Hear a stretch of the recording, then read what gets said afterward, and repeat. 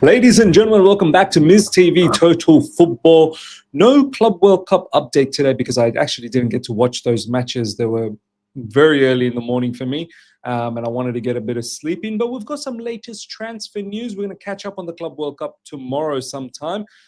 We're going to start things off with Nico Williams. There's some information in regards to Quansah of Liverpool. They've got a nice relationship happening with Bayer Leverkusen. A lot of people are very upset about the fee of Quansah, so we'll talk in details about that. And we've got some information in regards to the last one. Who do we have? Crystal Palace, Ousmane Diomande. So quite a lot to go through. Now, Nico Williams.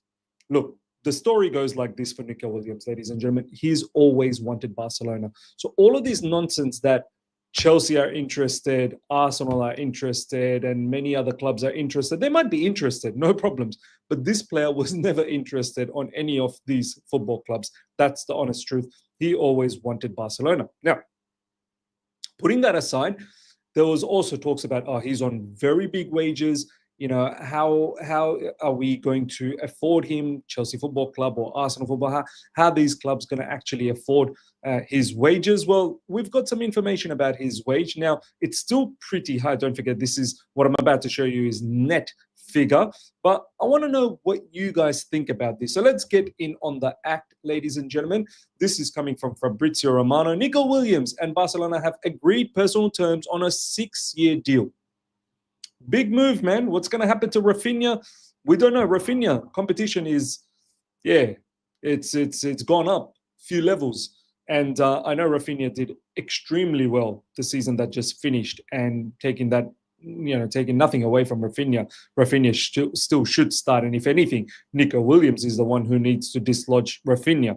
But the competition is now intense. And don't forget, Yamal and Nico Williams are Spanish international starters. So you'd think eventually enough they'll start together in Barcelona, but Rafinha might have something to say about that. And it's good. Look, this is what top clubs need. Healthy competition, top players in the top clubs wanting to win every trophy that is available.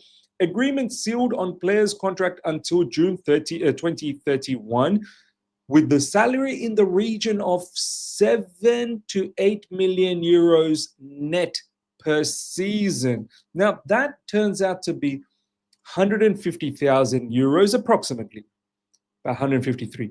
But let's say 150,000 euros net per week. Now, is that something a bit too far-fetched? Could Chelsea have not done something like that? As I said, look, player always wanted Barcelona, but the thing that was always being said to us that, the financial side of it is a bit too much. Net 150,000 euros is, what is that? Maybe close to 300,000 euros gross. And what's that in pounds? I don't know. Maybe let's have a quick look. Let's do the maths. Let's not sit around here. 300,000 euros to Great British pounds. Yeah, that's roughly about 256. So let's say 250,000 pounds gross per week. I guess that's where the problem was. Because this is net. But let me know. I mean, is that too much to ask for a player like Nico Williams when you know the quality is so high? Is that too difficult to offer? Because ultimately, Barcelona is doing that. And you have to wonder, how is Barcelona doing? I thought they were financially in a bit of a mud, but maybe they are now slowly getting out of it. Who knows? They still do need to find an agreement with Athletic Bilbao. We shall see. But let me know your thoughts about that salary package. 150,000 euros net per week. That's what it turns out to be, 7 to 8 million per season, which is approximately 250,000 pounds gross per week. So let me know your thoughts in the comment section. For me, if you want quality, you want something that is going to be a bit of a disruptor, that's going to be a needle mover, you need to do that. Barca are currently working on financial terms to get deal done with Athletic. Look, Barcelona are going to be so nice to watch next season. I cannot wait. I really cannot wait. I'm looking forward to it. Hopefully this deal gets done. Nico Williams to Barcelona. Wow, what a move. Next up, ladies and gentlemen, Jarell Quansah has verbally agreed personal terms with Bayer Leverkusen. Liverpool and Bayer Leverkusen, they've got something going on. This is what I call a good business relationship, because Liverpool are getting the best players of Bayer Leverkusen. They've got Florian Wirtz. It's going to be official very, very soon. And they've already got Frimpong, which was already official. And in return, Liverpool are willing to give Jarell Quansah verbal agreement already done with the player. Quansah is not a bad defender, you know. And then somewhere like Leverkusen, learn your trade, and who knows, down the track you're going to get those bombastic. You're going to get that bombastic move down the track anyway, if everything goes well.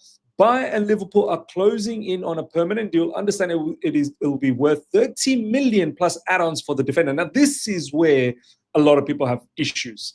30 million plus add-ons for Jarell Quansah. What has he done? What has he actually done? He's good. Yeah, looks like a beast of a structure. Sure, he's going to do well at Bayer Leverkusen, but what has he done for 30 million? Probably nothing. Some of our defenders are quoted far less. And you'd think, now, how is that possible? Chalobah should be quoted for a lot more money. But Chalobah, if you see some of the, links or some of the rumors, is not getting close to 30 million. There's rumors about 25 million. Chalobah should be somewhere around 40, 45 million probably. Top defender. But 30 million now. Is there some internal dealings here? Is the price a bit blown out because Liverpool has purchased Florian Wirtz for an extensive amount of money? I know it was quoted at 150 million euros, but then David Ornstein has come up that, no, it's nowhere near 150 million. I think it's somewhere around 120, 25 million pounds. That's add-ons and whatnot included. I don't know the true figure for Florian Wirtz, but it is a great British record. Now, is that the reason why Liverpool are trying to balance up the books a little bit?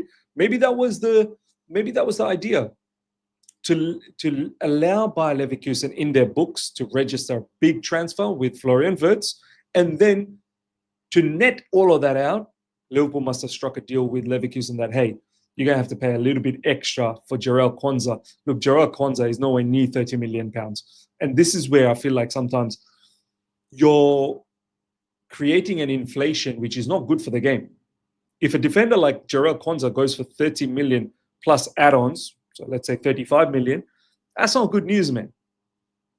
That's not good news. But let me know, ladies and gentlemen, in the comment section what you think about that. Next up, Crystal Palace are in talks with Sporting Club de Portugal for Ousmane Diomande as new centre-back. I was going to say Ousmane Dembele. Ousmane Diomande as new centre-back. Negotiations underway with player open to Premier League move. Oliver Glasner has also proved Diamande as a target. I mean, this guy was touted to be, Chelsea were monitoring him at one point. Big clubs were monitoring him.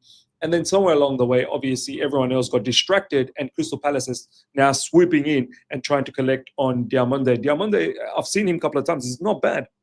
Good defender. And Crystal Palace, again, doing good business.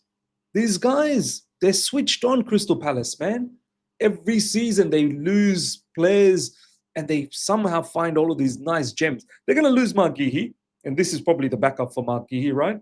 They're going to lose Mark Guéhi, and they're going to bring in Ousmane Diomande. And I think Diomande, if I'm being honest, I know a lot of people will say, oh, it means you don't rate, Mark Guéhi. Yeah, probably not at the highest level. I think Guéhi's all right. There's rumors that Guéhi's probably going to Liverpool. I do think Ousmane Diomande is probably a bit better. Taller, aerially much stronger. Big signing, I feel, for Crystal Palace, who... Is there still confusion whether they're going to be in Europa League or not? I mean, they should be in Europa League because they're the FA Cup winners. But there's some problems around one of their owners having ownership with another club that's going to be in Europa League next season. So we'll see what happens. I'd love to see Crystal Palace in the Europa League. And this is a fantastic signing, a very, very good defender. And once again, Oliver Glasner and the team of Crystal Palace doing some smart business. Ladies and gentlemen, let me know your thoughts about everything that we spoke about.